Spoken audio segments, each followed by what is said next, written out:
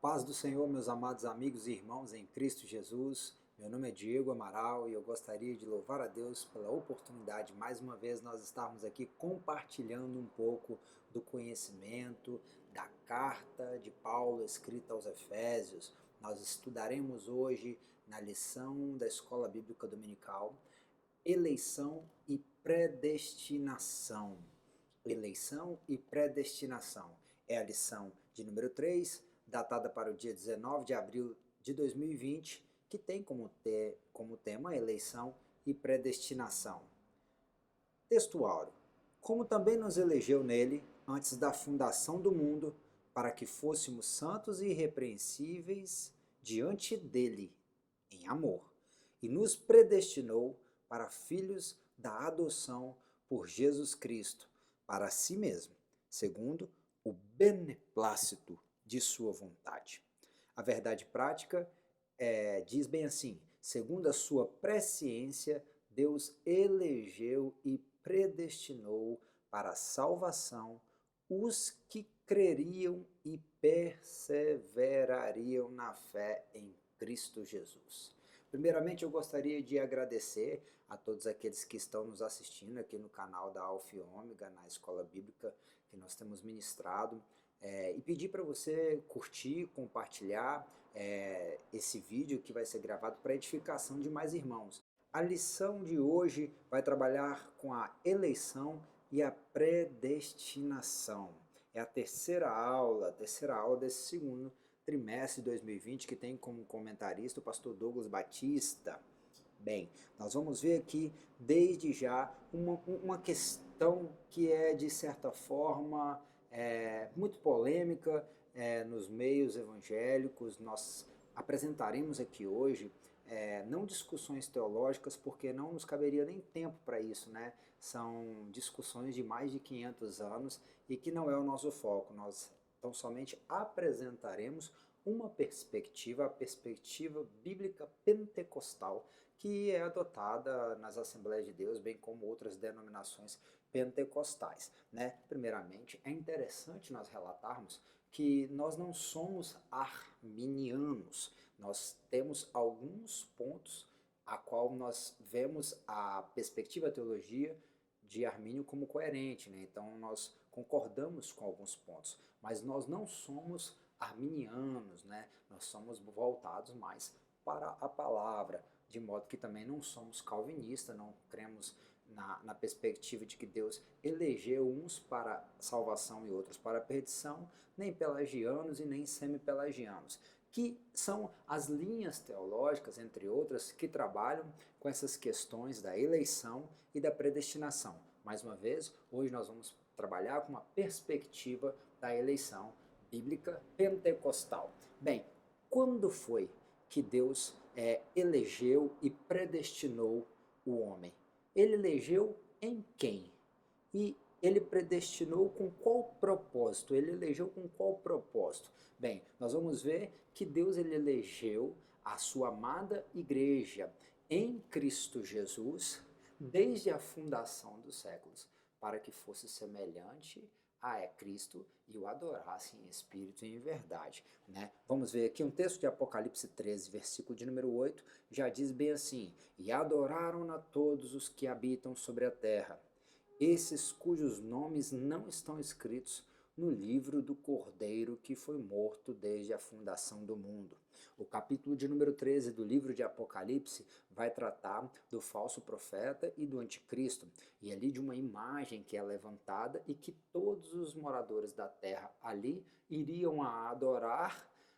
Todos esses moradores que não estavam com um livro, o nome escrito no livro da vida, no livro da vida do Cordeiro. E o texto de Apocalipse deixa claro que esse Cordeiro ele foi morto desde a fundação do mundo, desde a fundação dos séculos, em outras traduções, de modo que nós entendemos aqui agora que Deus já tinha um projeto pré-ordenado, um plano que ele já tinha determinado na sua presciência, né, no seu entendimento anterior. Ele já tinha projetado a salvação de toda a humanidade. O tema é basicamente esse, e nós vamos articular um pouco mais, iremos trabalhar também alguns segredos dos originais, como sempre temos buscado fazer para agregar valor e edificação dos irmãos.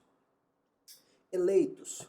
O que é ser eleito, né? O contexto de eleito, ele traz uma ideia de escolha. Eleito, escolhido, selecionado por Deus, mas com a ideia de alguém que foi escolhido para obter a salvação em Cristo. É claro que isso não é para um grupo de pessoas específico.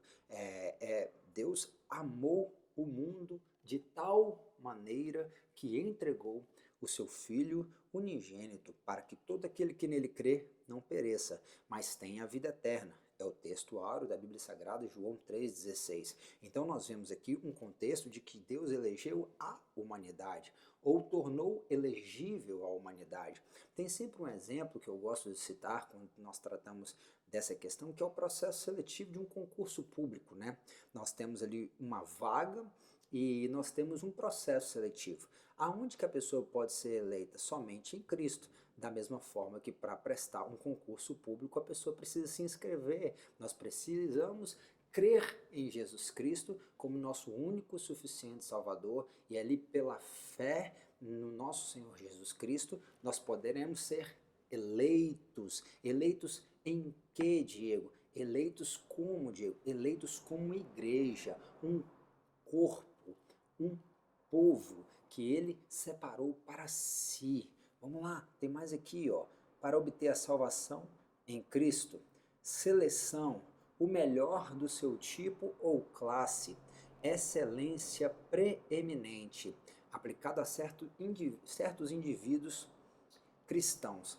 Bem, nós temos uma passagem da Bíblia que ela fala muito sobre muitos são chamados e poucos são escolhidos. Nós aqui vamos ver que essa eleição não está nada a ver com uma vez salvo, salvo para sempre. Ela tem alguns requisitos, e esses requisitos nós vamos trabalhar um pouco ao longo dessa matéria que nós estamos estudando aqui hoje, né? Tem aqui mais ainda, sunecletos, eleito ou escolhido por Deus para a vida eterna. Nós todos fomos convidados por Deus a participar do processo de eleição em Cristo Jesus. Nós aceitamos Jesus como nosso único e suficiente Salvador e agora nos dispomos a participar do seu projeto que foi pré-determinado. Deus predeterminou a humanidade para a salvação. Olha, tem um texto ali ainda de 1 Timóteo 2, versículo 4 a 6, a Bíblia diz bem assim, que quer que todos os homens se salvem.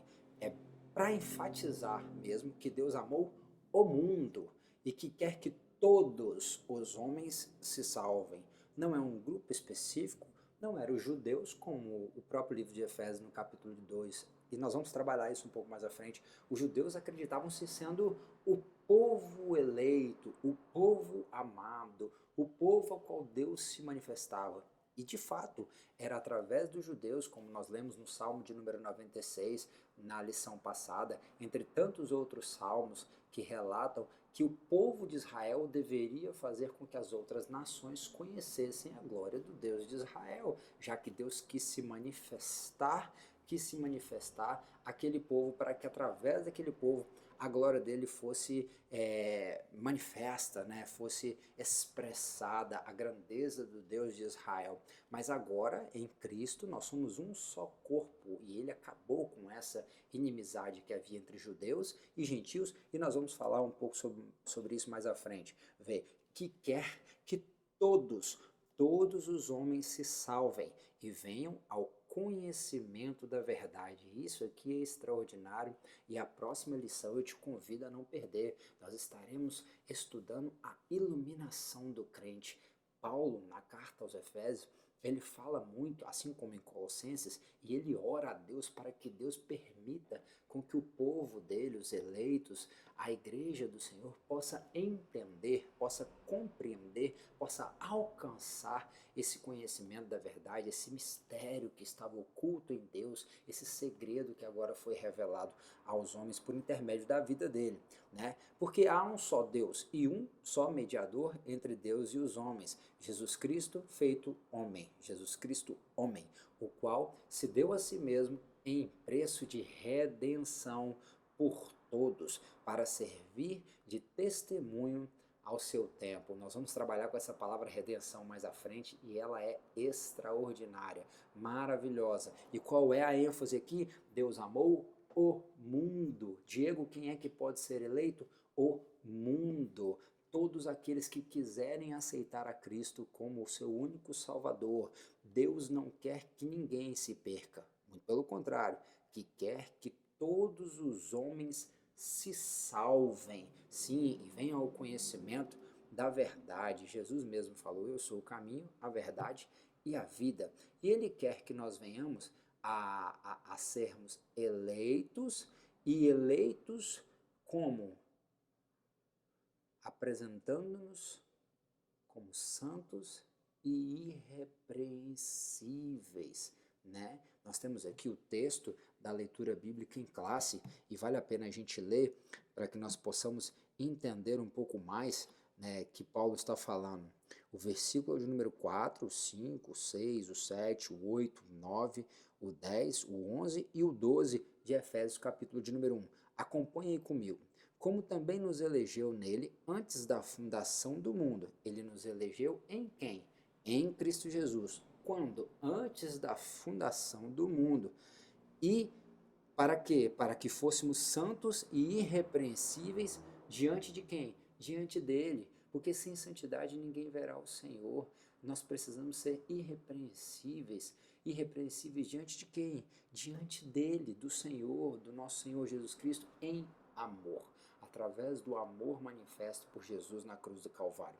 Então, nós temos aqui uma condição que nós vamos alcançar por intermédio do propósito manifesto pela graça de Deus na cruz do Calvário. Aqui as condições de sermos santos e irrepreensíveis diante dele. Nós já trabalhamos com esse texto e com essa palavra algumas aulas atrás, mas vale a pena nós voltarmos mais uma vez. O que seria santo? A palavra santo aqui tem algumas variantes, né? De ágios, hagion, agnus, e a palavra está relacionada a algo muito santo, um santo, né? Mas o que seria ágios, com suas variantes agnus? Alguém que é respeitável, santo, puro ou livre de sensualidade, casto, recatado, puro de todas as faltas, imaculado, limpo. Algumas outras traduções vai falar sem mistura, sem sujeira, puro, limpo, isento de todas as faltas, né? Sem pecado, sem sensualidade, né? Isso aqui já cabe uma reflexão extraordinária para a gente. Lá na frente eu ainda marquei aqui, ó, separado do pecado, né? Puro, limpo, livre do pecado, da sensualidade, das faltas, e separado para Deus, né? Nós somos separados do mundo e separados para cumprimento do propósito de Deus, né? Ser como era exclusivamente seu. Nós somos uma propriedade exclusiva do Senhor. Jardim fechado, fonte selada, manancial de águas vivas, é tu, amada minha, noiva minha, irmã minha. Salomão expressando de uma forma poética no livro de Cantares, capítulo de número 4, versículo de número 12. Coisa linda, nós somos uma propriedade exclusiva do Senhor, né? Num sentido moral é puro, sem pecado, justo e santo. Esse processo ele é um processo contínuo. Nós fomos justificados pelo sangue de Jesus, né? E cada dia nós nos tornamos mais justos, nós nos tornamos mais santos, não mais santo do que o outro, não melhores do que os outros, né? Mas a Bíblia diz em Apocalipse que aquele que é santo santifique-se mais, e quem é justo justifique-se mais, quem é limpo limpe-se mais, né? De modo que aqui nós estamos num processo a cada dia de melhorar na presença do Senhor, e quem vai trabalhar isso em nós é a palavra do Senhor que nos limpa, que nos lava, né? A lavagem d'água pela palavra. Nós vamos estudar isso em Efésios, capítulo de número 5, assim como Jesus falou em João 17:17, Senhor, santifica-os na verdade, a tua palavra é a verdade, né? E o Espírito Santo, nosso amado amigo, que a cada dia vem forjando em nós o caráter de Cristo Jesus, né? Já que nós fomos eleitos em Cristo, o Espírito Santo está a cada dia nesse processo de santificação, forjando o caráter de Cristo Jesus, para que nós sejamos cada dia mais santos e irrepreensíveis em amor nele, né? De modo que, olha o que está escrito aqui, 1 Pedro, nós já citamos, mas vale a pena ler, versículo de número 15 e 16 do capítulo de número 1 da sua primeira carta. Mas como é santo aquele que vos chamou, sede vós também santos, em toda a vossa maneira de viver, porquanto está escrito, sede santo, porque eu sou santo.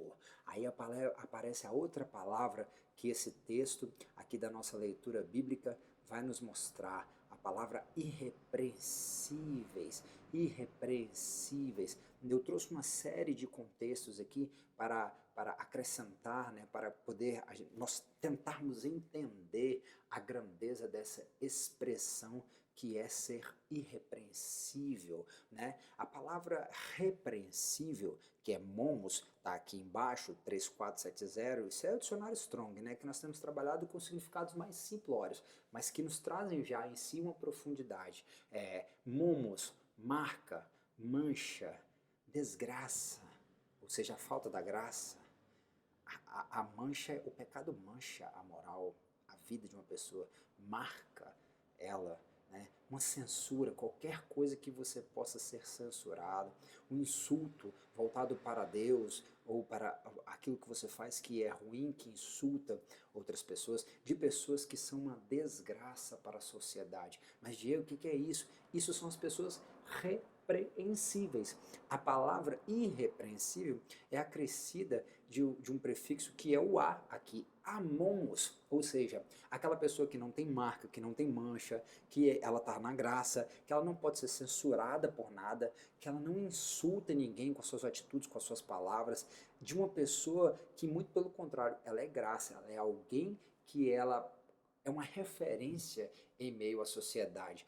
Assim somos nós, sem defeito. Olha lá, a palavra amomos, sem defeito, moralmente sem defeito, perfeito, irrepreensível. Mas, Diego, nós não somos perfeitos. Eu já falei em umas lições para trás, na revista passada, que perfeito aqui pode ser um sinônimo de santo. Enquanto nós estamos na presença do Senhor, nós estamos andando em santidade. Se Deus é perfeito e se ninguém verá o Senhor sem santidade, se ninguém verá o perfeito, a não ser que seja perfeito. A Abraão, o Senhor falou, anda na minha presença e seja perfeito. Dá uma olhada nas lições passadas que você vai ver isso daí. Não somente dessa revista, mas algumas das finais quando nós começamos a gravar as escolas bíblicas aqui para o canal da Alfa e Ômega. E eu explico essa questão do perfeito melhor, né? Mas de modo que, Diego, esse estado ele é permanente? Não. Nós estamos aqui e somos sujeitos à queda, porque nós estamos ainda na carne, neste corpo que é corruptível e que o tempo inteiro é bombardeado e tenta ser seduzido para que venha se deleitar nos seus prazeres. Mas não, nós estamos numa grande guerra espiritual, né? É o que Paulo falou aos Gálatas, a guerra da carne contra o espírito, mas de modo que se nós estivermos em Cristo, guiados pelo Espírito Santo, nós temos uma tendência a errar cada vez menos. Primeiro João vai dizer que aquele que diz que não peca já está pecando, mas nós não vivemos na prática do pecado. Isso, muitas das vezes nós erramos involuntariamente. E quando nós erramos, seja por uma prática, seja por uma palavra, nós temos, ou seja até mesmo por um pensamento, a prerrogativa de que diz, filhinhos, não pequeis, mas se pecar, tendes um advogado. E Provérbios ainda vai dizer, aquele que confessa e deixa alcança misericórdia. Se nós alcançamos misericórdia, é porque nós voltamos ao estado de santidade, de perfeição, e ali pela perseverança na fé em Cristo, na vigilância, nós vamos estar atentos para não voltarmos a pecar glorificar, certo? De modo que nós sim não somos perfeitos na sua completude, porque isso nós vivenciaremos na glória eterna com Deus, mas nós estamos num estado momentâneo de perfeição, um estado momentâneo de santidade e que se aperfeiçoa dia após dia e que luta para não recorrer nos erros passados, naquilo que já conhece e sabe que não convém e que não agrada ao Senhor. É só uma reflexão aqui, certo? Então, amamos sem defeito, perfeito, irrepreensível. Essa palavra, no seu original, ela tem alguns sinônimos, né? Amamos é perfeito, sem mancha, livre de imperfeições. Refere-se especialmente ao caráter. Amemptos é estritamente inocente, alguém que não pode ser acusado de nenhum crime. E engraçado é que nós éramos acusados e o Senhor nos fez inocentes. Olha que coisa maravilhosa. Eu lembro sempre de Daniel. Daniel foi colocado na cova, mas o próprio Dário, quando perguntou para ele, triste depois de toda aquela situação armada contra a vida de Daniel, Dário pergunta para ele e pergunta, poderia o Senhor ter te livrado? E Daniel fala lá, não, o Senhor achou em mim inocência, né? Daniel era inocente, ele era um homem, um dos poucos homens na Bíblia que a Bíblia cita como sendo um homem justo. A Bíblia em Ezequiel chega a citar ele como sendo uma referência, né, ainda sendo um contemporâneo de Daniel em vida. Olha que coisa linda. Eu creio que a igreja do Senhor, a igreja eleita, ela é formada por santos, pessoas que vão ser citadas como um exemplo ainda em vida, não só depois que morre, ainda em vida você vai ser citado como um exemplo de alguém que é inocente, que não se encontra falha. Mas, Diego, todos nós somos falhos. Sim, mas todos hão de ver o nosso esforço dia após dia, em cada circunstância, em cada detalhe de nossas vidas, em todos os lugares, a nossa luta e a nossa dedicação por não falhar. E é claro que isso nós conseguiremos somente por Cristo e pelo Espírito Santo de Deus. Refere-se, é claro, particularmente ao veredito de outro sobre alguém. É o testemunho que as pessoas dão de você. É alguém, como as pessoas estão nos vendo neste mundo. Aqui tem um texto de Filipenses 2,15 que é interessante, para que sejais irrepreensíveis e sinceros, filhos de Deus inculpáveis, no meio de uma geração corrompida e perversa, entre a qual resplandeceis como astros no mundo, né? Esse astros aqui me lembra do sol, e o sol é uma bola de fogo, e quando Jesus fala que nós somos a luz do mundo, ele está vendo uma tocha, né? De modo que a luz era feita com o fogo, e assim nós entendemos que o fogo ilumina, né? E nós fomos chamados para iluminar essa geração em trevas, fazer um contraste entre o claro e o escuro, e fazer mais uma vez a separação entre o santo e o profano. Nós somos esses que fomos chamados para sermos irrepreensíveis. O que mais, Diego? Aqui mais um sinônimo. Anegklitos designa alguém contra quem não há acusação, implicando não em declaração de inocência, mas em que nenhuma acusação foi feita, né? Aí já parte de uma prerrogativa de que Deus em Cristo Jesus nos inocenta da nossa culpa, mas também de que Deus não nos deixou órfãos. Quando Jesus falou que ia para o Pai, ele não nos deixaria órfãos, mas nos daria o Espírito Santo, e o Espírito Santo, ele nos ajuda a nos tornarmos também alguém de que não pode ser acusado de nada. Alguém que não pode ser acusado porque busca andar da forma correta, logo não vai ser acusado de um erro, né? Anepilíptus significa irrepreensível, designado a alguém que não tem nada sobre o qual um adversário pode se agarrar para fazer uma acusação. Me lembro aqui do contexto de Jó, né? A Bíblia diz que quando se apresentavam os filhos de Deus diante de Deus, se apresentava também o inimigo. O problema é que é o seguinte, o inimigo, ele é o pai da mentira, o diabo é o pai da mentira, e o próprio Senhor Jesus falou isso para nós, João nos deixou registrado. Só que diante de Deus, ele nos acusa com verdades, e é por isso que nós temos que lutar sempre para sermos irrepreensíveis. Jó era reto, justo, era homem, era temente a Deus e buscava se apartar de todo o mal. Que o Senhor nos ajude, né, a sermos como Jó, como Noé, né, como Daniel. que era também alguém irrepreensível, sem defeito, sem mancha, sem censura, alguém irrepreensível.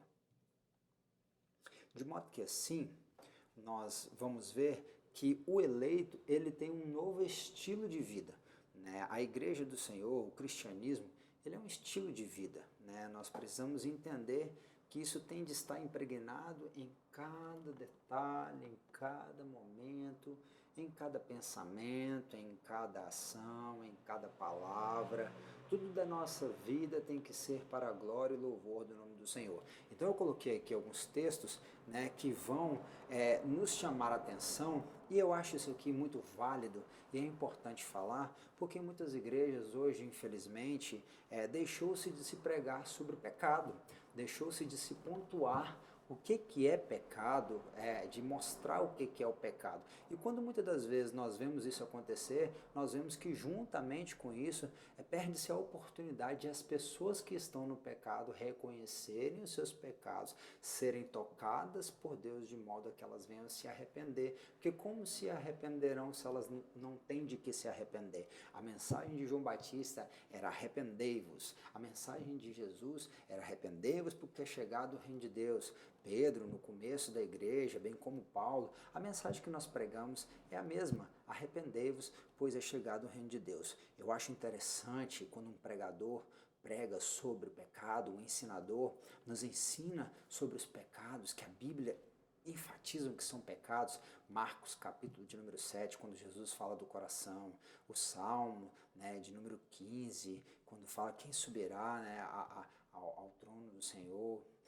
A Bíblia vai dizer em 1 Coríntios, capítulo de número 9, próprio Gálatas, as obras da carne, capítulo de número 5, Apocalipse 21, 8, onde coloca ali uma lista de pecados. E aqui também o texto de Efésios que nós vamos ler, esses pecados, eles me chamam a atenção para eu fazer uma reflexão e ver, será que tem alguma dessas questões que eu preciso resolver na minha vida?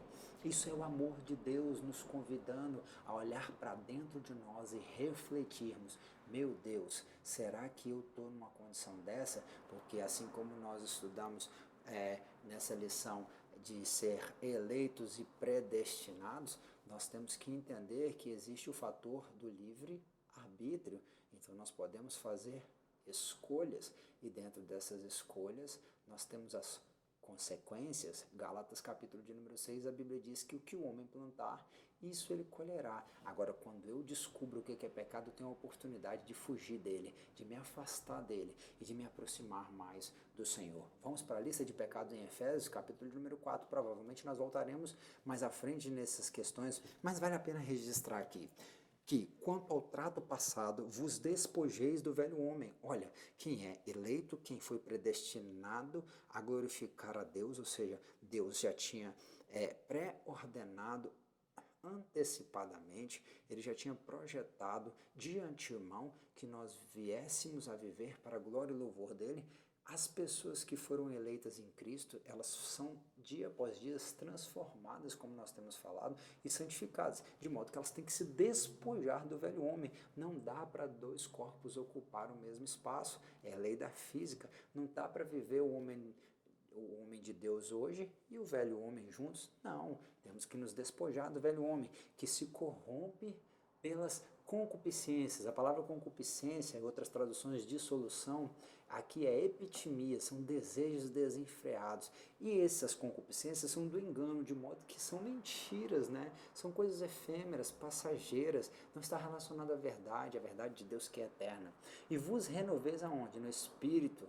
No espírito da vossa mente, né? Romanos capítulo de número 12, rogo-vos, pois, irmãos, que não vos conformeis, não vos amoldeis, não vos pareceis, não venham a ser como o mundo, né? Mas sejais renovados a vossa mente, né? Aqui, Paulo está falando a mesma coisa. E vos renovei no espírito da vossa mente, e vos revistais do novo homem, que segundo Deus é criado em verdadeira justiça e santidade. Aí vem uma série de pecados. O homem, ele vai para o inferno por causa do adultério, ele vai para o inferno por causa do assassinato. Apocalipse 21:8 tem lá uma lista, né? Mas também vai por causa da mentira. Então, muitas das vezes a gente esquece de falar acerca de algumas dessas coisas. E o pai da mentira é o diabo, né? Desde o começo o homem tem mentido, né? E tem extrapolado os limites da graça de Deus com suas mentirinhas, né? Coisas pequenas que criam grandes problemas, né? Portanto, o convite de Paulo aqui aos Efésios é: deixa de lado isso, o que? A mentira, e falar a verdade cada um com o seu próximo, porque somos membros uns dos outros, né? Se eu não gostaria que ninguém viesse mentir para mim, eu também não tenho que mentir para as outras pessoas, mas eu tenho que falar a verdade, porque a verdade vem de Deus e a mentira vem do diabo. Ela é o pai, o diabo é o pai da mentira, e nós somos filhos de Deus, né?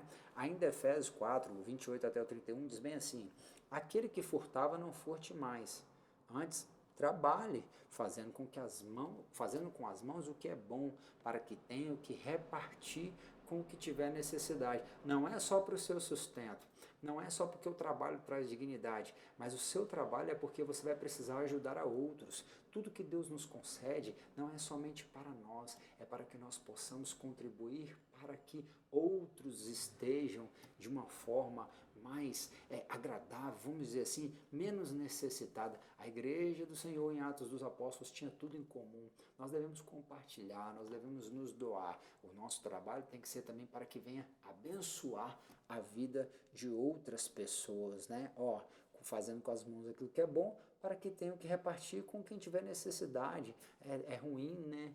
Paulo falando aos Romanos diz que é triste quando uma parte do corpo sofre. Quando uma parte do corpo sofre, todo o corpo sofre, né? Não saia da vossa boca nenhuma palavra torpe. Cuidado, aqui nós seremos julgados por aquilo que sair da nossa boca, disse Jesus, mas só que for boa para promover edificação. Nós temos que falar de coisas que confortam, que consolam, que exortam se necessários, mas tudo com o propósito de edificar as almas uns dos outros, para que dê graça aos que te ouvem, e não entristeçais o Espírito Santo de Deus, no qual estáis selados para o dia da redenção. Toda amargura, ira, cólera, gritaria, blasfêmia e toda malícia sejam tirados de vós. Isso aqui merecia uma aula só para trabalhar com esses termos nos originais, né? Lá em Hebreus está falando assim: que ninguém vos prive da graça, colocando em vós uma raiz de amargura. Se pela graça sois salvos, é um dos temas, né, da eleição, da igreja eleita, nós que fomos salvos pela graça, como que você vai perder a salvação? Ninguém vos prive da graça. Perder a graça, perder a salvação por causa da amargura. Então é melhor perdoar, né? É melhor perdoar, porque a amargura é quando a gente guarda dentro de nós um sentimento ruim acerca de algo, acerca de alguém, acerca de alguma coisa que aconteceu, né? Então vamos partir para frente, já que nós somos tão necessitados do perdão, somos necessitados também de perdoar, né? Não vamos guardar amargura, nem ira, não durma o sol sobre a tua ira, né? Ireis, mas não pequeis, nem cólera, aquilo que vem e domina e quando vê você já explodiu, gritaria. Nossa palavra tem que ser branda, nós devemos falar palavras agradáveis, tomando cuidado, né? Para que as pessoas não venham a taxar-nos como pessoas mal educadas também. E blasfêmia é aquilo que vai contra Deus. E toda malícia, pensamentos perniciosos, calculados de antemão, com intuitos maldosos, de maldade, prejudicar alguém, sejam tirados de entre vós. Ainda pega mais pesado aqui no capítulo de número 5. Fornicação, sexo antes do casamento. Toda impureza ou avareza. A avareza é comparada a pecado de feitiçaria. A avareza são chamados mão de vaca. Tem gente que não ajuda ninguém. Tem gente que não ajuda nem a si mesmo, nem a própria família. Às vezes deixa a família perecer. Por quê? Porque só pensa em guardar, não quer gastar com nada, né? Isso é problemático. A gente tem que ser prudente e ter as nossas reservas e ter uma vida equilibrada, sim, com certeza. Mas o amor, o dinheiro é a raiz de muitos males. Nem ainda se nomeia entre vós como convém a santos. Essas coisas não devem nem ser faladas, nem torpezas, nem parvoíças, nem chocarriças, brincadeirinhas que não convêm, mas antes ações de graça. É melhor do que ficar fazendo alguns tipos de brincadeirinha, é ficar rendendo louvores, ações de graças, cantando, compartilhando da palavra de Deus. Porque olha aqui, ó, nenhum devasso, pessoas promíscuas, né? Ou impuro, ou avarento, o qual é idólatra, tem herança no reino de Cristo e de Deus. O mesmo Paulo que está falando que essa eleição é para a igreja, que Deus predestinou um povo para ser salvo, ele está falando, cuidado, porque se vocês não tiverem uma boa conduta, vocês não terão parte, não terão herança no reino de Deus. Né? E não vos embriagueis com vinho, em que há contenda, mas enchei-vos do Espírito Santo, para apresentar a si mesmo a igreja gloriosa, sem mácula, sem ruga, nem coisa semelhante, mas santa e irrepreensível. Olha aí mais uma vez os dois termos, santo e irrepreensível. Então a igreja do Senhor ela tem que observar essas passagens da Bíblia quando fala dos pecados, para que nós possamos observar as nossas vidas e também ver se tem alguma parte das nossas vidas que nós precisamos renunciar a algumas coisas, né? Nós precisamos reconhecer em Deus que temos falhados. Olha, são algumas listas só, tem milhares de outras, e a qual a Bíblia diz que se nós fizermos alguma dessas coisas, nós não herdaremos o reino de Deus. Então nós precisamos observar essas faltas, essas culpas, esses pecados e nos arrependermos, né? Porque quem confessa e deixa alcança misericórdia. Existe então aqui uma questão da eleição. O que é a eleição então? Está relacionada a uma escolha. Essa escolha ela é uma escolha feita por Deus, não tem mérito nenhum nosso. É a graça, é o amor de Deus, só que ela se torna uma realidade para aqueles que aceitam e creem pela fé em Jesus Cristo, que pode os salvar, de modo que assim também, pela fé e pelo arrependimento dos seus pecados, eles se tornam de fato eleitos em Deus e em Cristo, né? Foi preparada para nós desde a eternidade e da fundação dos séculos, e o objetivo disso é que nós venhamos a sermos santos e irrepreensíveis, refletindo a glória e a semelhança de Deus que foi perdida lá no jardim, de modo que nós, quando as pessoas olharem para nós, elas possam entender que é o reino de Deus estabelecido e a majestade do rei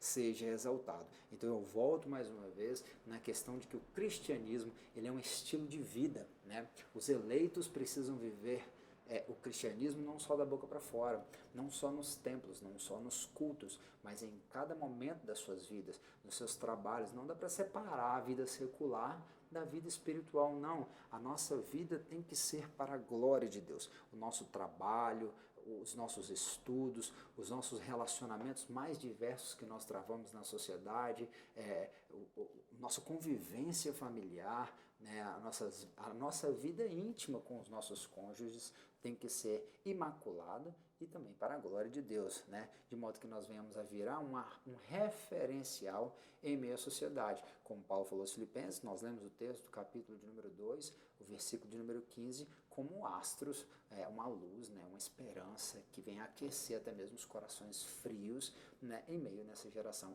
em trevas. Bem, de modo que assim, 2 Coríntios, capítulo de número 3, versículo de número 18, o mesmo Paulo vai escrever: todos nós, com o rosto descoberto, refletindo como um espelho a glória do Senhor, somos transformados de glória em glória na mesma imagem.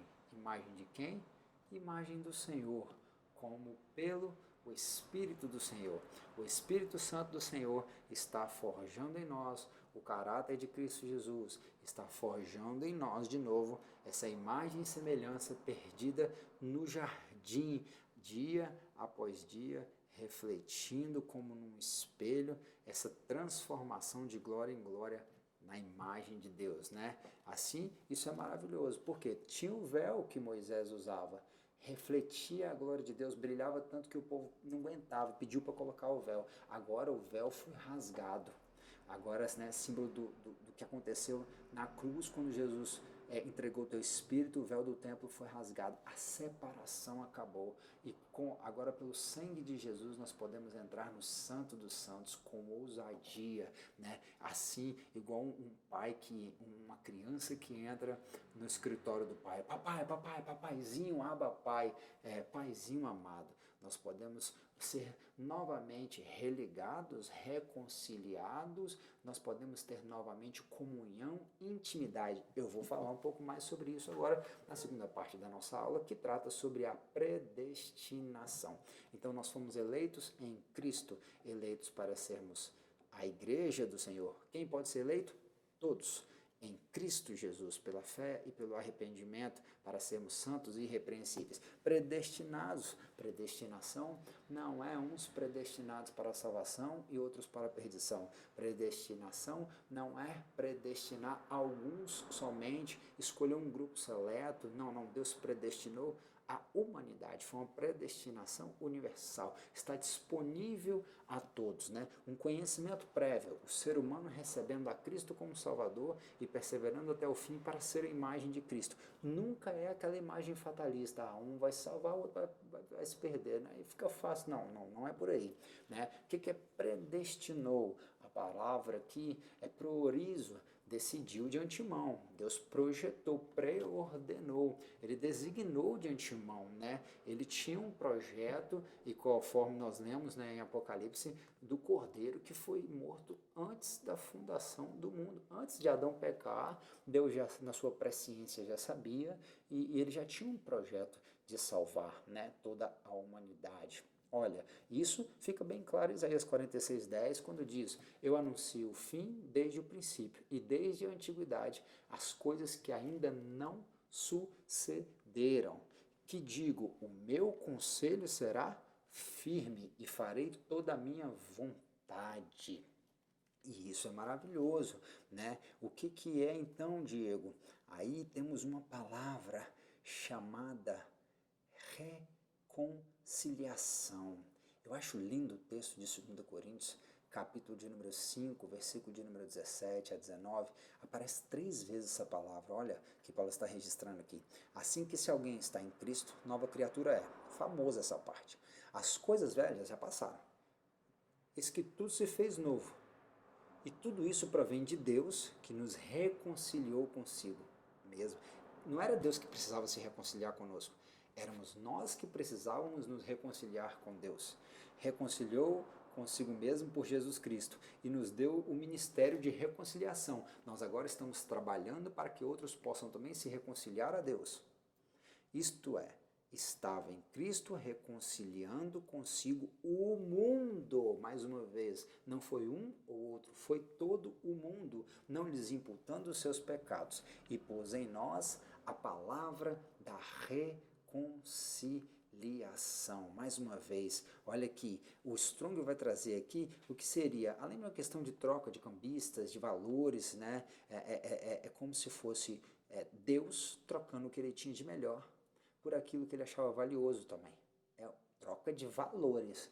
Ou seja, a sua alma preciosa, valiosa que estava se perdendo, ele deu a vida do seu filho, que é o que tinha de mais valioso. Ainda que você estivesse nos seus pecados, o Senhor entregou o que tinha de melhor, uma troca de valores, ajuste de uma diferença, reconciliação, restauração a uma situação favorável anterior. No Novo Testamento está ligado à graça de Deus aos pecadores, a restauração da graça de Deus aos pecadores que se arrependem e colocam sua confiança na morte expiatória de Jesus Cristo. Então está totalmente relacionado a uma confiança, a fé e a perseverança na fé daquilo que Deus já fez, a morte expiatória de Cristo, né? Ainda tem um catalaço lá embaixo, voltar a ter o favor que foi perdido, porque todos pecaram e destituídos foram da glória de Deus, todos estavam afastados de Deus por conta do pecado, mas agora Deus está nos reconciliando a Ele por Cristo Jesus, através de Cristo Jesus. Eu acho lindo e tem alguns segredos aqui nesse livro que eu gostaria de indicar para vocês, de William Barclay, palavras-chave, acha aí na CPAD, nas melhores livrarias evangélicas do Brasil. Nós temos aqui a mesma palavra catalácen, o Barclay falando bem assim, restauração da amizade desfeita e também de uma comunhão interrompida. O Senhor quer reatar a amizade conosco, né? A Bíblia diz que nós fomos chamados de amigos, né, se nós ouvirmos e obedecermos os seus mandamentos. João capítulo de número 14. João capítulo de número 15 também diz que nós não somos só servos, mas somos também amigos, e aos amigos ele compartilha os teus segredos, e além de amigos somos filhos. E melhor ainda, nessa geração onde as pessoas não têm mais um relacionamento familiar saudável, é que Deus quer nos lembrar que além de ser o nosso Pai e que Ele nos reconcilia, e é o que nós vamos tratar aqui agora, sobre a adoção, nos fazendo seus filhos, Ele também nos faz um filho que tem um relacionamento com seu pai como um amigo. É tão bom quando a gente tem o nosso pai como um amigo, quando a gente tem o nosso filho como um amigo, né? Isso é maravilhoso. Nós estamos restaurando, Deus restaurou, Deus reconciliou consigo o mundo, restaurando a amizade desfeita, a comunhão interrompida. Comunhão é koinonia. Outro dia a gente volta, mas está aí a palavra catalácen, a palavra que aparece várias vezes no Novo Testamento, e tem esse texto aí de 2 Coríntios, o capítulo de número 5, que fica muito marcante, que Deus reconciliou, refez, restaurou a amizade desfeita e a comunhão interrompida. O Senhor é maravilhoso e de novo nos reconciliou a Ele por intermédio do seu Filho Jesus. Que graça extraordinária depositada sobre nossas vidas. Porque os que dantes conheceu, também predestinou, ou seja, de antemão determinou, decidiu de antemão, preordenou. Para quê? Para serem conforme a imagem do seu Filho, a fim de que ele seja o primogênito entre muitos irmãos. Primeiro entre muitos irmãos. E aos que predestinou, a esses também chamou. Mas como virão se não há quem pregue? E como pregarão se não forem enviados? Então nós temos que fazer a nossa parte. A Igreja do Senhor precisa continuar executando na face da terra o chamado dela, o chamado missionário, o chamado evangelístico de anunciar boas novas, essas boas novas que nos faz eleitos em Cristo, a Igreja do Senhor, né? Ele também predestinou e chamou, e aos que chamou, justificou. Quando nós somos chamados por Cristo e atendemos ao chamado, porque você tem a oportunidade de não atender. As pessoas, elas são predestinadas todas elas para a salvação, mas elas têm o direito de não querer a Cristo, elas têm o direito de não querer o propósito que Deus pré-estabeleceu de antemão, elas têm o direito de fazer e arcar com as consequências das suas escolhas, conforme os seus atos, né?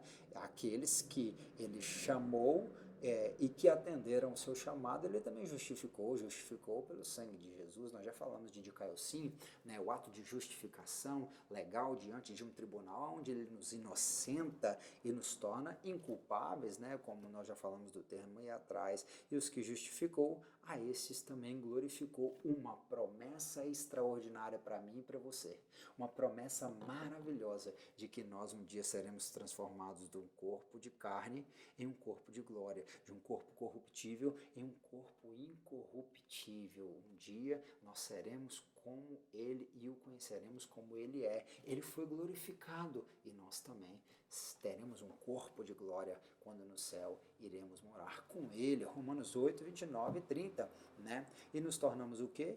Filhos. Filhos por adoção. Paulo está falando que Ele nos fez filhos por adoção. Essa questão de adoção é tratada somente por Paulo no Novo Testamento, porque dentro da cultura hebraica, da cultura dos hebreus, do povo judeu, não existia esse termo, mas era um termo comum na cultura da Grécia, de Roma, na cultura greco-romana, né? De modo que aqueles que, tanto um tutor, bem como um imperador, bem como um homem rico.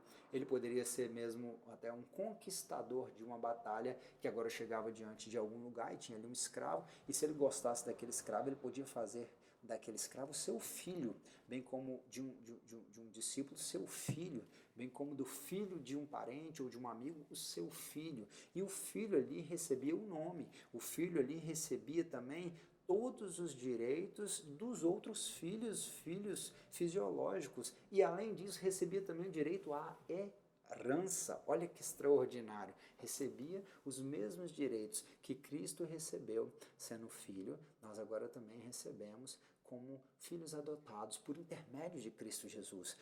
Efésios 1:5 diz: e nos predestinou para filhos da adoção por Jesus Cristo. Isso é uma bênção maravilhosa que a predestinação nos traz, porque se ele nos predestinou para a salvação, ele nos predestinou também para sermos filhos, né? Ele tinha um projeto pré-ordenado para que fôssemos salvos. Isso também nos concede o benefício de sermos filhos, e sendo filho, nós temos direito à herança. Olha, isso tudo ele fez segundo o seu beneplácito de sua vontade. Eu vou explicar beneplácito daqui a pouco.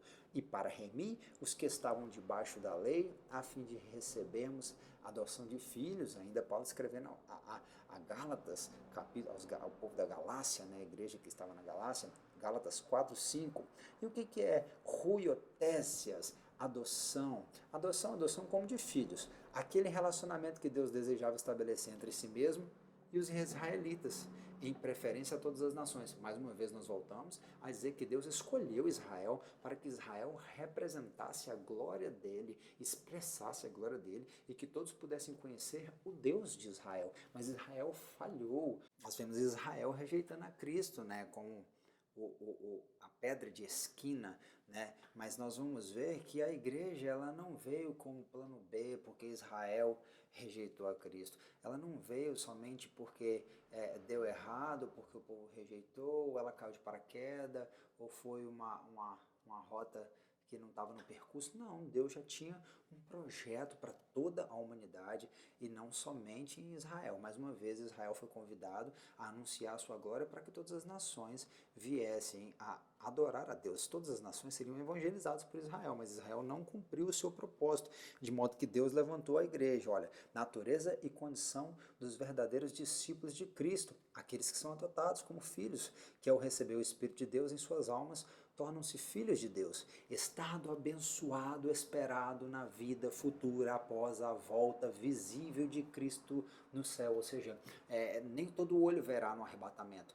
Todo olho verá quando ele voltar na segunda parte, no final da grande tribulação. Mas aí a igreja já volta com ele. Mas no arrebatamento da igreja, nós encontraremos, nós ouviremos o toque da trombeta e encontraremos com ele nas nuvens. Aí nós veremos, nós o veremos. Olha que coisa extraordinária. Aí Romanos 8:23 diz bem assim: e não só ela, mas nós mesmos que temos as primícias do Espírito, também gememos em nós mesmos. Há um gemido, um sentimento doloroso dentro de nós que suplica a Deus para que venha a ser cumprido em nossas vidas. E não é as promessas que Ele fez para você, isso não está relacionado às suas necessidades, às suas orações. Há um gemido que muitas das vezes nós não estamos sensíveis para ouvir e que Ele está dentro de nós suplicando a Deus para que se cumpra. É o gemido de nossas almas esperando a adoção. E essa adoção aqui, olha só, a saber, a redenção do nosso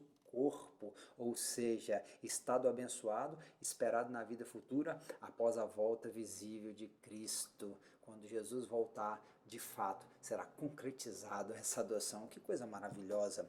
E aonde que ele faz isso? Através do seu beneplácito. Olha, segundo o beneplácito da sua vontade, né, que ele nos predestinou para filho da adoção, Efésios 1:5. O que é beneplácito, Diego? Uma palavra complicada, né? Só para colocar aqui, boa vontade. Deus agiu de boa vontade para conosco, de benevolência. Mas isso também trazia deleite, prazer, satisfação para ele, saber que nós, que estávamos perdidos, agora seríamos reconciliados. Porque não recebeste o espírito de escravidão para outra vez estardes em temor, mas recebestes o espírito de adoção de filhos, pelo qual clamamos: Abba, Pai, Romanos 8,15. Eu me alegro de estar com a Catarina no colo, de brincar com João. Assim também o Senhor, nosso Deus, se alegra de poder, ele tem prazer, ele se deleita, ele se satisfaz, tem satisfação de ter os seus filhos amados próximos a ele. O Senhor se alegra de ter você o buscando em oração, em jejum, querendo conhecer por intermédio da sua palavra, o adorando nos cultos, em meio à sua família e em todo o tempo buscando as coisas que são do alto, tendo seu pensamento ligado nas coisas eternas. O Senhor se agrada disso, coisa linda.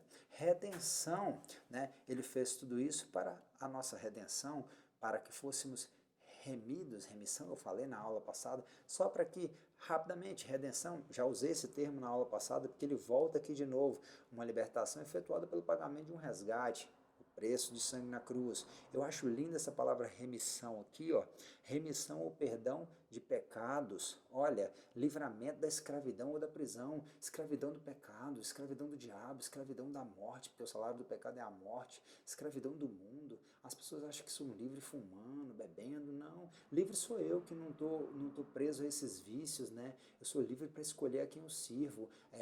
Paulo, escrevendo aos Romanos, capítulo de número 6, vai dizer, ou Cristo para a vida, ou pecado para a morte. Nós escolhemos Cristo, nós escolhemos a vida eterna. E os nossos pecados, as nossas vidas antigas, ele remiu, ele nos perdoou. Vê, Miqueias, Antigo Testamento, o profeta já relatava, quem é Deus semelhante a ti, que perdoa a iniquidade, que passa por cima da rebelião do restante da sua herança? Ele não retém a sua ira para sempre, porque tem prazer na sua benignidade, tornará a apiedar-se de nós, sujeitará as nossas iniquidades e tu lançarás todos os seus pecados na profundezas do mar. O Senhor não fica remoendo, trazendo à tona e se lembrando dos nossos erros, não. Nosso Deus, ele é maravilhoso, ele nos perdoou. Agora, é claro que nós temos sempre a escolha. Aí entra o livre-arbítrio, né? A salvação provém unicamente de Deus, onde ele, pela graça, opera a sua obra e nós, pela fé em Cristo e arrependimento. Escolhemos a aceitar essa obra, né? Deus nos concede o nosso livre-arbítrio e nos deixa com liberdade para aceitar ou recusar ser eleito em Deus por Jesus e participar do seu projeto desde a eternidade estabelecido. Então, de modo que essa escolha ela é individual. Romanos 14:12 diz bem assim, de maneira que cada um de nós dará conta de si mesmo a Deus. Josué 24:15, ele está falando, olha, vê hoje o que se parece para você servir mal, aos vossos olhos servir ao Senhor, escolher a quem servais, se aos deuses que serviram vossos pais, que estavam além do rio, ou os deuses dos amorreus, da terra a qual vocês habitam agora, ou seja, lá no Egito tinha Deus, na terra de Canaã tem seus deuses aqui agora. Eu e minha casa, porém, serviremos ao Senhor. Ao carcereiro, Paulo falou bem assim, olha, crê no Senhor Jesus, será salvo tu e tua casa. Salvação não é por sobrenome, não era porque a família de Josué ia todo mundo ser salvo porque ele acreditou, não, e nem a família do carcereiro, é porque através do testemunho, da pregação do carcereiro, através dos ensinamentos de Josué e da vida prática ali de Josué, a família dele queria seguir o mesmo Deus que ele seguia. Então, assim, nós fazemos uma escolha dia após dia de quem nós devemos e quem nós queremos seguir. Mais uma vez, nós somos livres para escolher a quem nós servimos, ou Cristo para a vida, ou pecado para a morte. Um certo pensador, um filósofo ateu, ele falou que nós somos condenados a ser livres. Por quê? Porque nós somos escravos das consequências das nossas escolhas. Portanto, escolhamos bem. Se você ainda não é servo do Senhor Jesus, não é um cristão, eu te convido a escolher a Cristo. Desde a fundação do mundo, ele já matou um cordeiro para que você pudesse ser chamado também de igreja eleita. Ele já tem um projeto para a sua vida, ele predestinou a sua salvação por intermédio do seu Filho Jesus. Basta você acreditar e se esforçar por vivenciar a palavra que ele nos deixou como regra de fé e de prática. Então, nós vemos aí, mais uma vez, que ser eleito, ser igreja, ser filho também nos gera responsabilidades, né? Nós devemos andar de acordo com os ensinamentos de Cristo, com a doutrina dos apóstolos. A igreja ela não foi também uma coisa que apareceu do nada, não, muito pelo contrário, ela foi projetada. Olha, Deus, não tendo em conta os tempos da ignorância, anuncia agora que todos os homens, todos, em todo lugar, venham a se arrepender. É o livro de Atos 17:30 registrando para a gente aqui, né? Olha que coisa interessante. E quando que ele fez isso? O texto de Efésios, o versículo 10, foi tema da aula passada e cabe a gente trabalhar aqui. Eu preferi trabalhar hoje do que na aula passada. Diz bem assim: de tornar a congregar a Cristo todas as coisas, na dispensação da plenitude dos tempos, tanto as que estão nos céus como as que estão na terra. Plenitude dos tempos. Plenitude dos tempos. A palavra plenitude é pleroma, já falei também numa aula passada. Pleroma é algo que está cheio, né? Eu não vou entrar na questão dos barcos de novo, mas estava relacionado, Paulo está no mundo antigo vendo um barco. E esse barco podia ter riquezas, podia ter especiarias, podia ter alimentos, mas se não tivesse soldados, se não tivesse ali marinheiros, se não tivesse ali um comandante, né, os seus remadores, o barco estaria vazio, né? Eu te convido a olhar as aulas passadas que você vai entender um pouco mais sobre isso, de modo que nós somos marinheiros, nós estamos remando, fazendo o barco andar, nós entendemos as dificuldades das marés, das tempestades, o comandante é o Senhor Jesus, de modo que também nós somos convidados a ser bons soldados e sofrer como bons soldados de Cristo Jesus, né?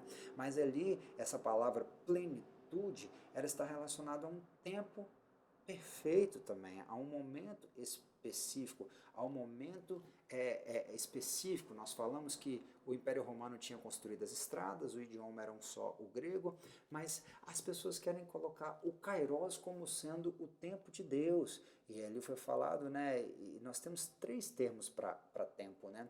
Nós temos o tempo Cronos, que é o tempo do relógio, o tempo sequencial, o tempo secular, mas nós temos também o Kairos. O Kairos é a medida exata, o tempo oportuno, o tempo certo, perfeito. É o tempo em que Deus trabalha em favor do homem, mas não necessariamente é o tempo de Deus, porque se fosse ter um tempo para Deus, seria Aion, porque o tempo Aion ou Aionos é eternidade, medida ininterrupta, que não tem começo nem fim. Ele é de eternidade a eternidade. Por quê? Porque ele é o eu sou. Ele é o eu sou ontem, ele é o eu sou amanhã. Ele é sempre o mesmo Deus presente, constante. Então não deixe para amanhã o que você pode fazer hoje. Esse ditado cabe muito bem aqui. No tempo de Deus eu vou fazer. Não, Deus não tem tempo. Deus é de eternidade a eternidade e Ele está sempre no presente. Ele está sempre nos convidando a nos arrependermos e a estarmos irrepreensíveis e santos na Tua presença, o adorando. O tempo de aceitar a Jesus, o tempo de viver como eleitos e cumprirmos o propósito pré-estabelecido para nós desde a eternidade é agora. O tempo de Deus é agora. 6 vezes aparece essa palavra predestinação no Novo Testamento, em nenhuma delas diz sobre perdição. Então nós somos predestinados para a salvação. Na declaração de fé das Assembleias de Deus diz respeito somente à predestinação para a salvação, né? Por quê? Por quem? Por intermédio da fé em Jesus e também do arrependimento, né? Do arrependimento dos nossos pecados. Não é uma predestinação para que uns sejam salvos e outros venham a se perder, não. Predestinação para todos. É claro que nós vamos fazer escolhas para estarmos de acordo com esse projeto, né? E isso tudo acontece pela presciência de Deus. O que é presciência? A palavra aqui é prognóstico, né? Ter conhecimento de antemão. Ele sabia de todas as coisas e por causa disso ele projetou, ele planejou, né? Ele predeterminou algumas coisas, né? 1 Pedro 1:2 diz que eleitos nós fomos segundo a presciência de Deus Pai, em santificação do Espírito, para a obediência e a aspersão do sangue de Jesus Cristo. Graça e paz vos sejam multiplicados, né? Ainda temos aqui Tessalonicenses 2:13, devemos sempre dar graças a Deus por vós, irmãos amados do Senhor, por vos ter Deus elegido desde o princípio para a salvação. Eleição, predestinação. Eleitos em Cristo. Para quê? Para o propósito predestinado. Qual é? A salvação em santificação pelo Espírito. Então nós precisamos estar dentro dessa regra, que é a santificação no Espírito e pela fé da verdade, né? Disse mais: pouco é que sejais o meu servo para restaurares as tribos de Jacó e tornares a trazer os preservados de Israel. Jesus, pelos lábios do profeta Isaías, na revelação que o Espírito Santo trouxe àquele homem, ele está falando que ele não se satisfez somente, achou pouco ser somente, restaurar somente as tribos de Israel. Não, ele agora vem a se fazer luz para os gentios, para seres a minha salvação até a extremidade da terra. Então não são só os judeus e não são somente ao grupo pequeno de pessoas escolhidos para ser salvo, mas todos os gentios. Por isso que ainda Isaías 9 diz que a terra de Zebulon e Naftali, o povo que andava em trevas, viu uma maravilhosa luz. Então Deus elegeu todo mundo em Cristo, porque Deus amou o mundo e entregou seu Filho unigênito para que todo aquele que nele crê não pereça, mas tenha a vida eterna, né? Ele se fez luz para os gentios, de modo que agora nós devemos dar graças a Deus por vós. Ele está falando para quem? A igreja de Tessalônica, uma igreja que ele veio a ganhar no campo missionário. E ele fez isso por quê, Diego? Tudo isso é por causa do amor de Deus, porque Deus amou o mundo de tal maneira que deu seu Filho unigênito. Vale repetir o textuário da Bíblia quantas vezes forem necessárias, porque tudo está relacionado à grandeza e ao amor do nosso Deus, né? E mais uma vez o texto de 1 Timóteo 2,4, que quer que todos os homens se salvem, mas Deus, que é riquíssimo em misericórdia pelo seu muito amor com que nos amou, estando nós ainda mortos nas nossas ofensas ou nos nossos pecados, em algumas outras traduções, nos vivificou. Nós estávamos mortos, mas agora ele nos vivificou, nos deu vida, juntamente com quem? Com Cristo, é por Cristo, é para Cristo, é de Cristo, e pela graça sois salvos. É o mesmo Paulo escrevendo em Efésios, capítulo de número 2, né? E eu, quando for levantado da terra, atrairei todos a mim. Como que Jesus atrai todos a ele? Pela manifestação do amor de Deus. Ele e o Pai são um só. Quando nós olhamos para Cristo, nós vemos ao Pai. Quando nós nos aproximamos de Cristo, nos aproximamos do Pai. Quando nós sentimos na cruz do Calvário o amor daquele que primeiro nos amou, nós conseguimos sentir o amor do Pai. Abba, Pai. Obrigado, Senhor. Né? Vamos encerrando, 1 João 3,11, porque esta é a mensagem que ouviste desde o princípio, que nos amemos uns aos outros, de modo que agora, né, nós vamos conhecer o amor e expressar o amor. Conhecemos o amor nisto, que ele deu a vida por nós.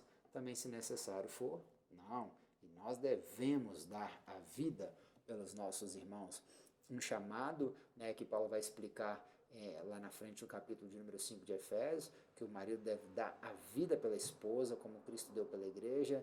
Nós também devemos dar a vida pelos nossos irmãos, nós devemos dar a vida pelas almas que estão perdidas, nós devemos expressar o amor de Deus como ele expressou o seu amor por nós. A conclusão diz que Cristo morreu por todos e por cada um dos pecadores, por todos, em todas as épocas, em todos os lugares, sim, por cada um de nós pecadores. Desde a eternidade, segundo a sua presciência em Cristo, Deus elegeu e predestinou os que creriam e perseverariam na fé a viver em santidade, receber a filiação divina e desfrutar de todas as bênçãos espirituais divinamente estipuladas. Encerramos aí mais uma matéria dessa escola bíblica. Foi uma satisfação mais uma vez estar com os irmãos. Espero que tenha ficado claro. Nós somos eleitos em Cristo, eleitos em Deus, desde a eternidade, né? Desde antes da fundação do mundo, o Senhor quis nos eleger, a nós, igreja. Quem? Todo o mundo é capaz de ser elegível se tiver fé em Cristo, se buscar se arrepender dos seus pecados, para viver, para estar diante dele em santidade e como irrepreensíveis, e para viver os propósitos dele, predestinados à salvação e também predestinados a vivenciar os propósitos dele pré-estabelecidos aqui através da igreja como um exemplo em meio a essa sociedade. Deus te abençoe e te use poderosamente. Eu espero que essa aula possa ter contribuído para a sua edificação. Se você gostou, por favor, curta, compartilha, comenta aqui embaixo nos comentários, fala se gostou, se não gostou, dá um glória a Deus aí, deixa bastante comentário, porque isso ajuda o algoritmo do YouTube colocar a nossa aula um pouco mais visível, de modo que outras pessoas também tenham a oportunidade de serem mais beneficiadas também com essa aula e edificadas na presença e pela palavra do Senhor. Então se inscreva no nosso canal, ative as notificações, curta e compartilha, manda para todo mundo lá nos grupos do WhatsApp e se você puder, se inscreva no nosso canal do Telegram. Eu vou deixar o link aqui embaixo e você lá vai receber algumas outras referências, algumas outras comentários, às vezes eu mando alguns áudios também e estamos projetando lançar ali bastante material para que você também possa ser edificado, tá bom? Deus te abençoe em Cristo Jesus. Tenha um bom final de semana. A paz do Senhor.